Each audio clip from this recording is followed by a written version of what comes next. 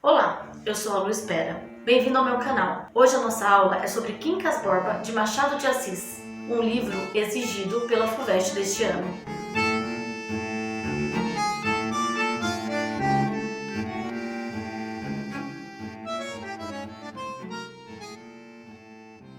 Quincas Borba foi publicado entre os anos de 1886 e 1891, na revista Estação. Quincas Borba é uma continuação do livro Memórias Póstumas de Brás Cubas, de Machado de Assis.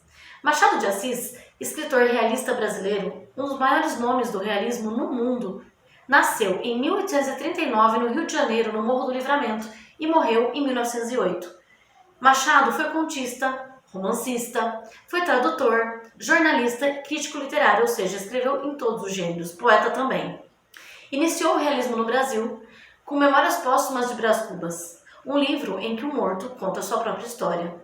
Em Quincas Borba, ele continua essa história, porque a personagem Quincas aparece pela primeira vez no livro Memórias Póstumas. As características principais que é preciso observar nesta obra, além da análise psicológica, marca do realismo, a narrativa zigue-zagueante. Então, ele começa narrando, por exemplo, da morte, como em Memórias Póstumas de Brás Cubas, e aí, de repente, ele está no seu nascimento. Ele vai e volta, é o fluxo da consciência, marca do realismo. A narrativa zigue-zagueante, ela conta com as digressões, que é aquela parada e volta na narrativa. Em Quincas Borba isso acontece, por exemplo, o início do livro é com a personagem Rubião, que está fumando um charuto e pensando em seu passado como professor e agora rico, depois de receber a herança de Quincas Borba. E logo adiante, ele volta na narrativa contando a parte em que Quincas Borba morre e ele fica rico. E depois ele volta de novo na história dele com a Sofia e com o Palha. Então, essas idas e vindas aí na narrativa é muito comum na obra do Machado de Assis.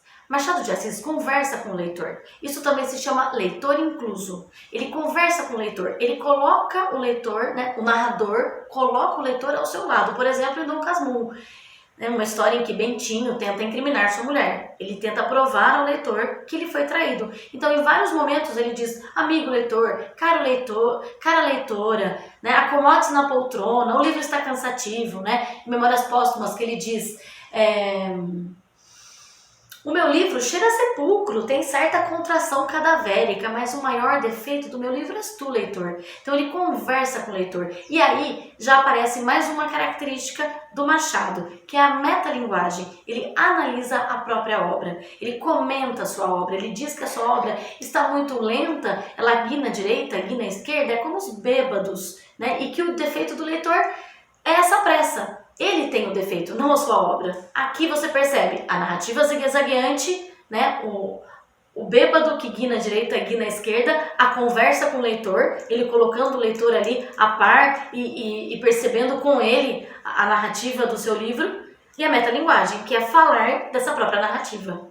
A intertextualidade. Machado de Assis cita trechos de outros livros, como a Bíblia. Ele usa muito a intertextualidade bíblica. Vocês se lembram, em Memórias Póstumas de Brás Cubas, quando ele diz: bem-aventurados que não descem, porque deles é o primeiro beijo das raparigas. Assim ele diz quando ele vai para o seu sítio, na serra, e não descendo para a cidade com seu pai, se aproveita beijando Eugênia, a coxa. Vocês se lembram? O pessimismo também é marca característica de Machado de Assis.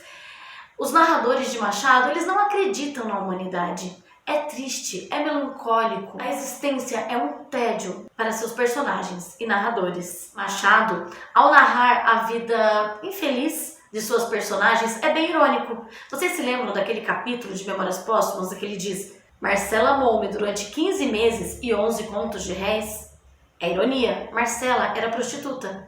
Quando no final de Memórias Póstumas, quando ele se percebe com um pequeno saldo, dizendo que não tive filhos, não transmiti à posteridade o legado da nossa miséria, Machado está sendo irônico, porque naquele momento ter filhos é uma coisa positiva, era uma coisa positiva, pois você transmitia, você passava adiante futuras gerações e ele pensa de forma contrária. Ele se sente um inútil, é melhor que não tenha descendentes. Em Quincas Borba, percebemos que ele também não acredita na humanidade. Quando percebemos que a herança de Rubião, no livro, é a herança de Quincas Borba. Não o dinheiro, mas a loucura, a miséria.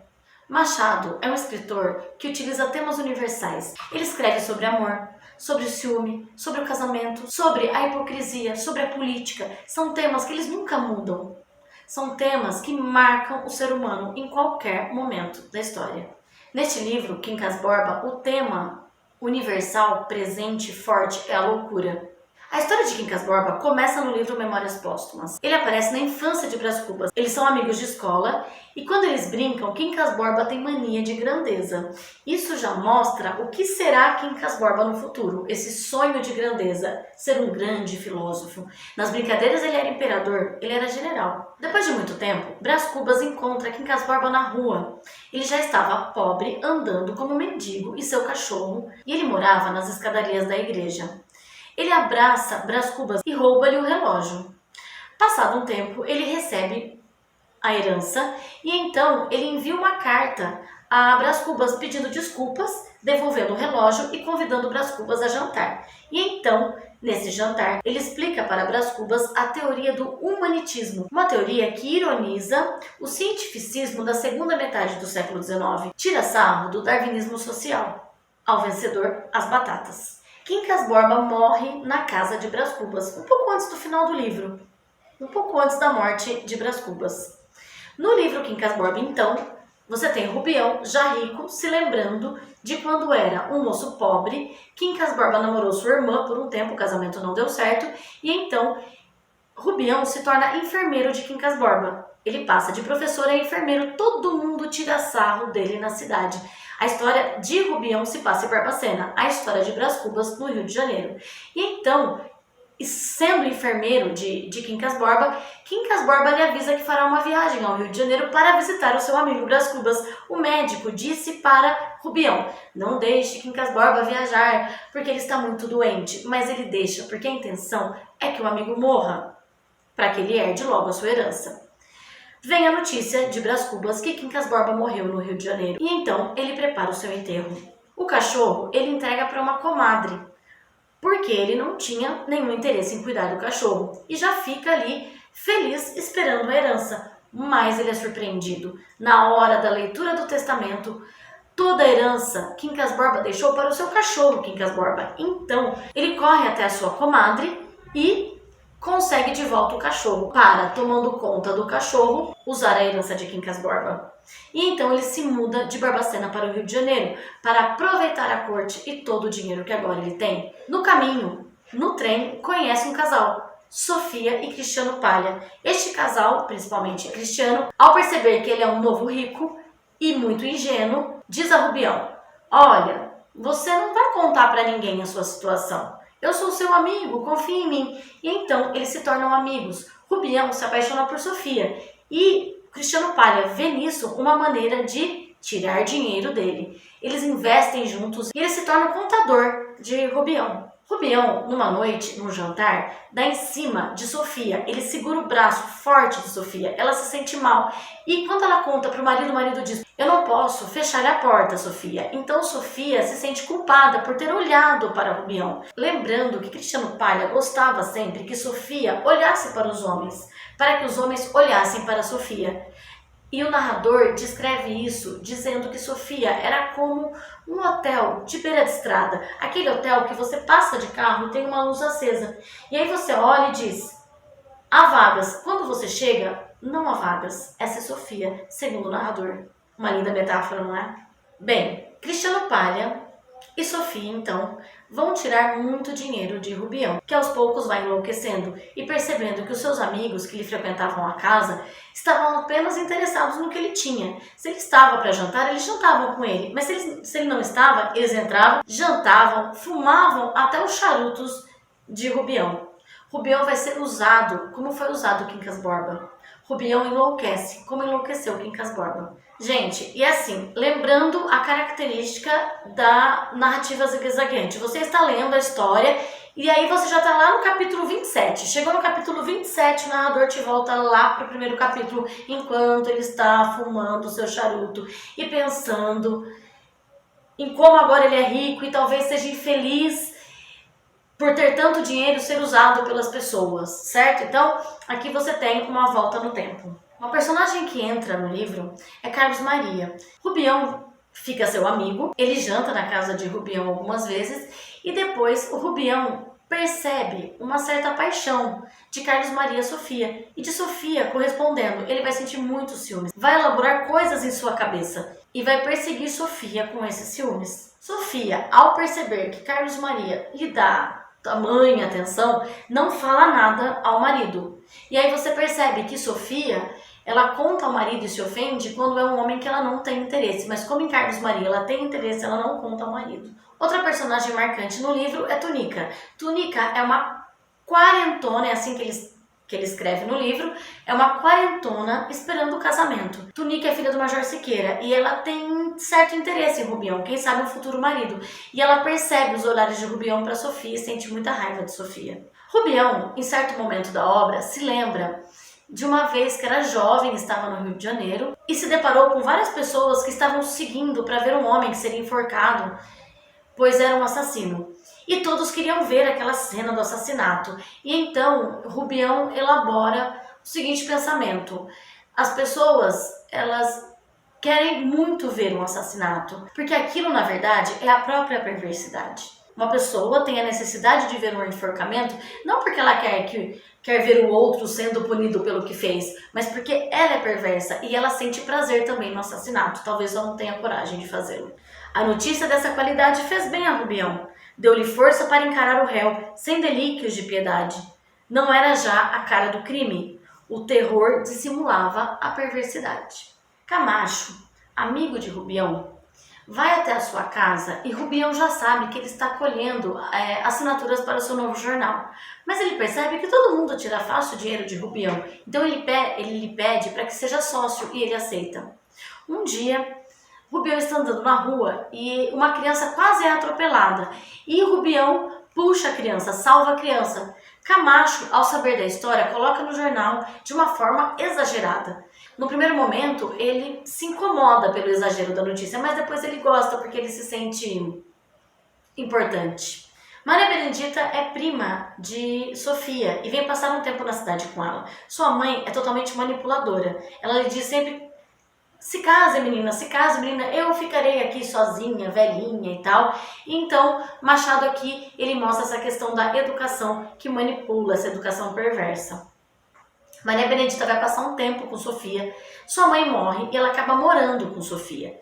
E então, Sofia vê em Maria Benedita uma companheira. Logo, Maria Benedita consegue um casamento com Carlos Maria. Isso vai irritar bastante Sofia.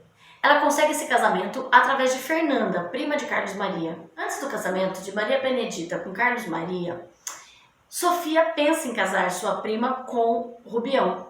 E quando Cristiano Palha fala do casamento para Rubião, Rubião sonha com o casamento, mas esquece de sonhar com a noiva. Depois, Sofia acaba sabendo que Maria Benedita vai se casar com Carlos Maria. E isso a irrita porque ela nutre uma paixão pelo moço. Rubião começa a enlouquecer. Ele é um homem que gasta muito. O banqueiro já lhe tinha avisado que não deveria gastar tanto. Sofia lhe pede dinheiro porque Palha tinha pedido e ele não deu por pedido do banqueiro, mas ele acaba dando porque Sofia pede. Então assim, ele já vai arruinando o seu dinheiro, sua posição, e um dia ele visita o Major Siqueira. E na casa do Major Siqueira, Rubião começa a se confundir entre ele mesmo e Napoleão Bonaparte. O Major Siqueira pede que ele vá embora logo, fica morrendo de medo. No caminho, ele encontra umas crianças, e essas crianças tiram sarro dele. No século XIX, as pessoas que tinham problemas mentais eram bem maltratadas. E então, uma mãe sorrindo chama seu filho, que está tirando sarro do Rubião, para dentro de casa. O pai que vinha no caminho diz à mãe: você viu quem era o maluco da rua? E ela fala: não, era o Rubião. E então a mãe se sente culpada, porque aquele moço tinha salvado seu filho de um atropelamento anteriormente. Machado dando um toque: a gente tira sarro de quem a gente não conhece. A gente só protege quem a gente conhece e gosta. Rubião começa a enlouquecer. Então Fernanda conversa com Sofia, com Cristiano Palha. Ela acha que eles devem fazer alguma coisa. Eles alugam então uma casa pequenininha para ele, mas fora do centro da cidade. E aí ele se sente mais sozinho ainda e ele percebe o quanto seus amigos não ligam nem um pouco para ele. Um dia Rubião visita Sofia. Ela está entrando num coche e ele entra com ela e começa a falar com ela como se eles tivessem tido algum caso na vida. Sofia se sente muito mal. O médico desconfia de que Sofia seja a ruína de Rubião. Mas ele também desconfia de Fernanda, porque ele diz que ninguém faz caridade, ninguém se preocupa com o outro sem interesse. Rubião, cada vez pior, é internado por Cristiano Palha e Sofia em um manicômio. Agora ele já não tem mais dinheiro. No manicômio, sozinho e infeliz. Em uma visita de Palha a Rubião, este lhe pede dinheiro. Cristiano Palha lhe empresta dinheiro. Rubião não tem mais nada, tudo está nas mãos de Cristiano Palha. E ele empresta sabendo que Rubião irá fugir. Rubião havia pedido a Sofia o cachorro, que estava sozinho na casa, doente, sem comer. E Sofia entrega o cachorro a ele. Ele foge com o cachorro. Ele pega um ônibus e ele vai até Barbacena. Ele entra na cidade, mendigo, com um cachorro, da mesma forma que andava Quincas Borba pelas ruas. Lá ele se deita perante a igreja e lá ele dorme. É uma noite de chuva e quando amanhece as pessoas estão em volta dizendo: meu Deus, um mendigo na rua. E então a comadre de Rubião lhe reconhece. E ela diz: vou levá-lo para minha casa. E todos falam: não, é um maluco da rua, é um mendigo. E ela leva, mas ele morre. E aqui chegamos ao fim do livro. Poucos dias depois morreu. Não morreu súbdito, nem vencido. Antes de principiar a agonia, que foi curta, pôs a coroa na cabeça. Uma coroa que não era. Ao menos um chapéu velho ou uma bacia, onde os espectadores palpassem a ilusão. Aqui a gente tem uma intertextualidade com Don Quixote, de Miguel de Cervantes. Não, senhor, ele pegou em nada, levantou nada e cingiu nada. Bem poético, não? Só ele via a insígnia imperial, pesada de ouro, rútila de brilhantes e outras pedras preciosas.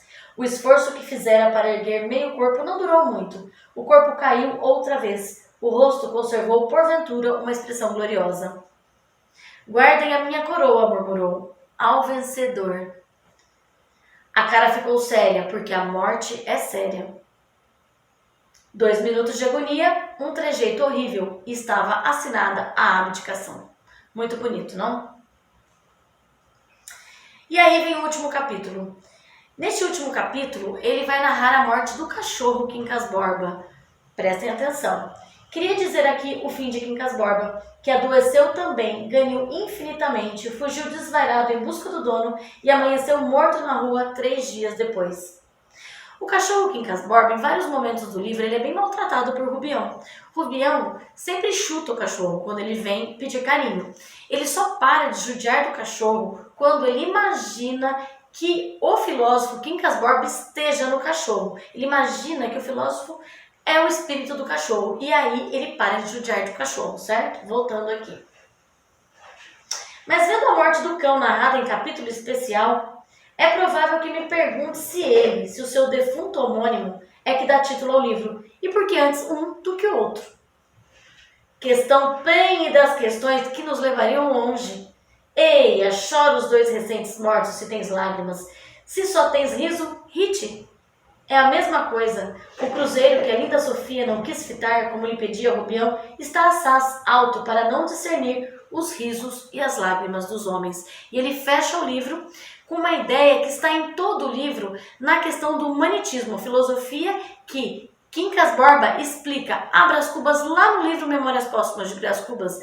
Ele conta a ideia de que a morte e a vida são a mesma coisa.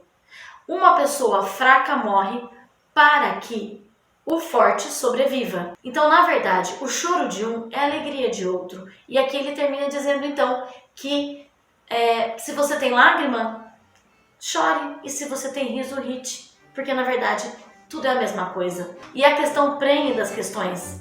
Quem dá nome ao livro? O cachorro ou o filósofo Quincas Borba?